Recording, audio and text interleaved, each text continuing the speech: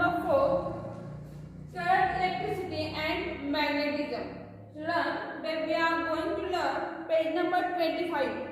Last period we have also studied page number 24, dry cell and electric cells.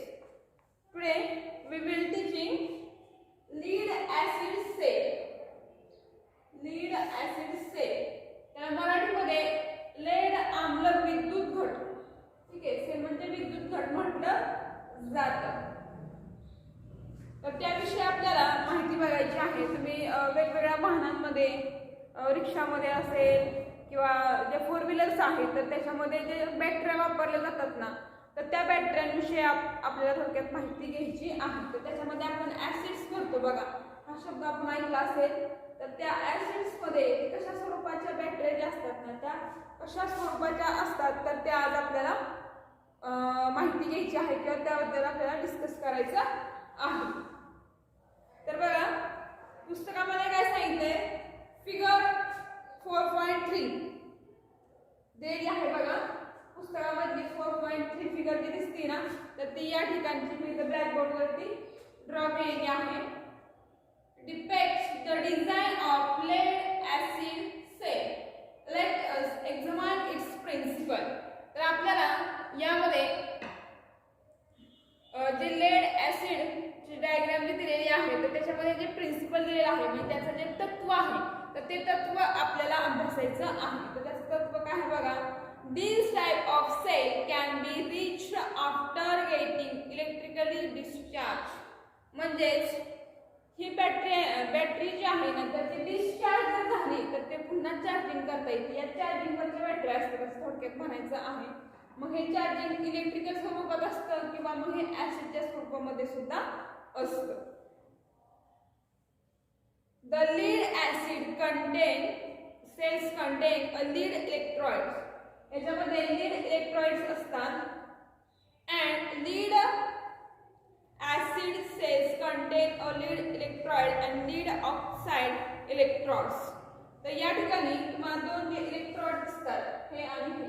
तर एक आहे लीडचा म्हणजे शिशाचा आणि दुसरा आहे लीड डायऑक्साइड याचा. देन हे जे आहेत इलेक्ट्रोड्स दोन्ही H2O जे आहे केमिकल किंवा ऍसिड म्हणूया तर त्याच्यामध्ये डीप केलेल्या किंवा बुडवलेल्या असतात. Deep dilute sulphuric acids.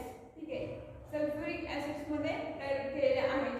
PbO2 म्हणजे lead dioxide carries a positive charge. म्हणजे लीड डायऑक्साइड पॉझिटिव्ह चार्ज ही करतो आणि लीड निगेटिव्ह चार्ज जो आहे तर तो वाहून नेत असतो. while Pb electrodes carries a negative charge. The potential difference between these two is near to V. म्हणजे 2 व्होल्ट याच्यामधून प्रवाह होतो.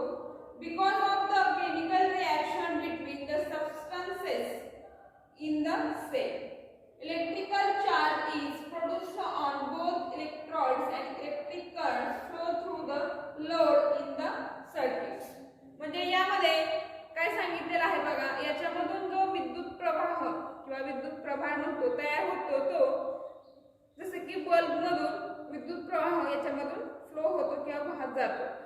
तर या ठिकाणी आकृती तुमच्या लक्षात आली असेल बघा, त्या बॅटरी ज्या असतात ना त्याच्यामध्ये 2 लीड असतात. एक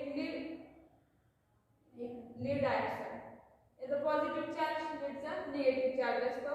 H2SO4 मध्ये डीप बुडवलेला असतात. 2 व्होल्ट याच्यामध्ये असतं. मग ह्याच्यावर डिस्चार्ज होतं, डिस्चार्ज पुन्हा चार्ज सुद्धा करता येतं. मग हे जे आहेत तर बघा this kind of electric cells, अशा प्रकारच्या ज्या इलेक्ट्रिक सेल्स ज्या आहेत तर ह्या capacity to deliver large current. तर यांच्यामध्ये विद्युत प्रवाह जो आहे तर ते पुरवण्याची क्षमता जास्त असते किंवा अधिक असते. Hence lead acid cells are used in cars मध्ये वापरले जातात, नंतर ट्रक्स मध्ये, नंतर मोटारसायकल्स मध्ये अँड अनइंटरप्रिटेड पॉवर सप्लाय म्हणजे UPS यामध्ये सुद्धा ह्यांचा वापर केला जातो. ठीक आहे, फर्स्ट लीड ऍसिड सेल सगळ्यांच्या लक्षात आली. आता आपल्याला दुसरा जो मुद्दा आहे तर तो आपण बघूया. तर दुसरा पॉइंट आपल्याला या ठिकाणी दिलेला आहे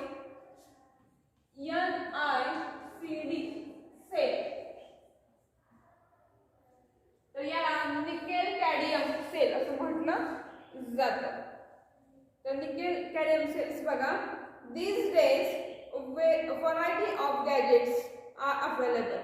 म्हणजे आपल्याला या बॅटऱ्या ज्या किंवा सेल्स म्हणतो तर या सेल्स ज्या आहेत त्या आपल्याला वेगवेगळ्या प्रकारामध्ये अवेलेबल आहेत. which are required to be carried to different places. मग ह्या ज्या सेल्स आहेत तर त्या आपल्याला एका ठिकाणाहून दुसऱ्या ठिकाणी पास करण्यासाठी किंवा ट्रॅव्हलिंगसाठी ह्या उपयोगाच्या असतात. म्हणून such a gadgets used in NICD cells म्हणजे निकेल कॅडमियम सेल्स. मग अशा वेळेस आपल्याला जेव्हा एका ठिकाणाहून दुसऱ्या ठिकाणी सतत त्या सेल्स हलवायच्या असतील त्या ठिकाणी ह्या निकेल कॅडमियम सेल्स यांचा वापर केला जातो. द सेल्स डिलिव्हर्ड म्हणजे एका ठिकाणाहून दुसऱ्या ठिकाणी पोहोचवल्या जातात. The cells deliver 1.2 volts potential difference and are rechargeables. म्हणजे हा जो डिफरन्स आहे या दोन सेल्स मधला तर तो आहे 1.2 व्होल्ट आणि विभवांतर देतात किंवा ते पुन्हा प्रभारित किंवा पुन्हा चार्ज करता येतात. नंतर पुढचा मुद्दा लक्षात घ्या. इलेक्ट्रिक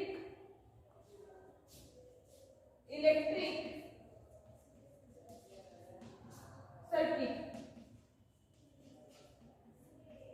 म्हणजे विद्युत परिपथ या म्हटलं जातं. विद्युत परिपथ या म्हटलं जातं. बघा विद्युत परिपथ याविषयी आपण माहिती बघूया. तर तुम्हाला आकृतीमध्ये सेल होल्डर या ठिकाणी दिलेला आहे. सेल होल्डर बघू शकता. नंतर तुम्हाला सिंपल इलेक्ट्रिकल सर्किट या ठिकाणी दिलेलं आहे हे पण तुम्ही बघू शकता. तर यातला इलेक्ट्रिक सर्किट याविषयी बघूयात. When a cell holder, an electric bulb and a plug key are connected by connecting wires as shown in the figure. तर तुम्हाला आकृती या ठिकाणी दिलेली आहे. तर त्यामध्ये इलेक्ट्रिकल सेल्स दिलेले आहेत किंवा इलेक्ट्रिकल होल्ड जो आहे तर तो कसा कनेक्ट करायचा हे या ठिकाणी तुम्हाला सांगितलेलं आहे. तर ते आपण बघूयात.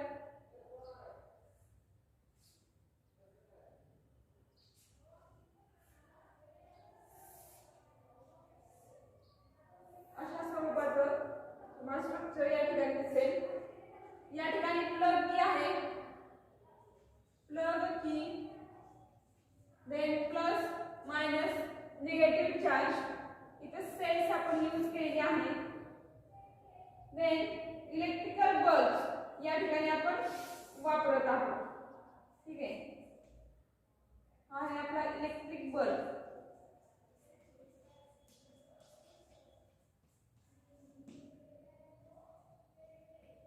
हा है आपका simple electric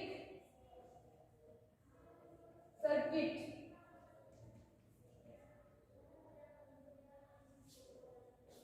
end dry cell is fitted in a holder. Dry cells आपण इथं फिट केलेली आहे. Then the bulb light is up म्हणजे जेव्हा इथे सेल आपण चालू करू तेव्हा हा बल्ब या ठिकाणी लागणार आहे. बाय क्लोजिंग द प्लग की म्हणजे प्लग की जेव्हा आपण इथे पॅक करू इथं आणू तेव्हा हा लाईट बल्ब चालू झालेला तुम्हाला दिसेल. तिथे सेल पण असायला पाहिजे आणि प्लग की सुद्धा लावलेली पाहिजे. आपण कीबोर्ड सुद्धा म्हणतो ना तो या आकार तेव्हा आपला बल्ब चालू होईल.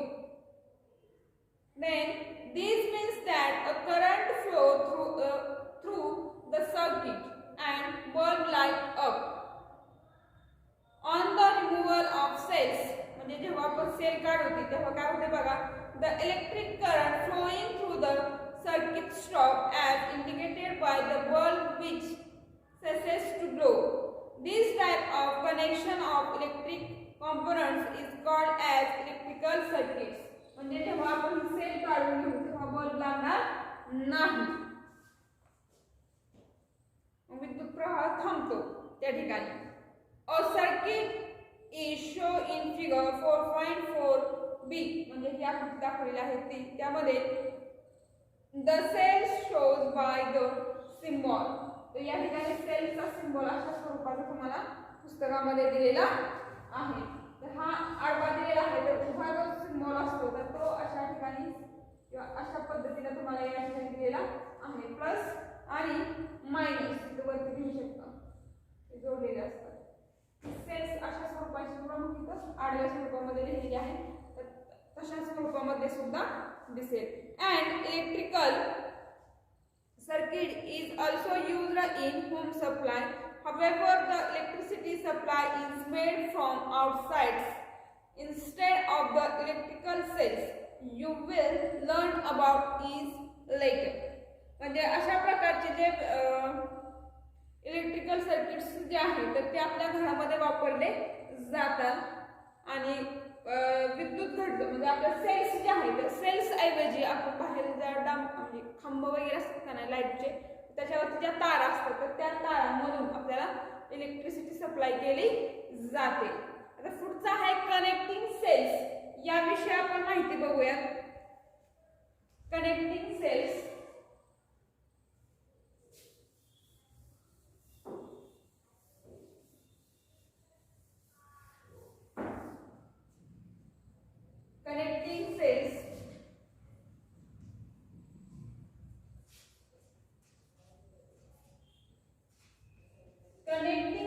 त्याला मराठीमध्ये घटकांची जोडणी, ठीक आहे, घटकांची जोडणी म्हटलं जातं. तर ती घटकांची जोडणी कशा स्वरूपाची आहे बघूयात आपण. तर ही घटकांची जोडणी बघा. You must have seen more than one electric cells connected in an electrical circuits. तर तुम्ही एकापेक्षा अनेक सेल्स जे आहेत तर त्या एकत्रित जोडलेल्या बघितल्या असतील बघा. आकृतीमध्ये दाखवलेला आहे. टीव्हीचा रिमोट्स वगैरे असेल तर दोन सेल्सचा त्या ठिकाणी वापर केला जातो. काही खेळणी वगैरे असतील तर त्या ठिकाणी 1 2 3 म्हणजे एकापेक्षा जास्त सेल्स त्या ठिकाणी वापरल्या जात असतात. In and transistors radio 2 3 dry cells are seen to be connected in series. The purpose of doing this to be obtain more potential differences than that of a single cells.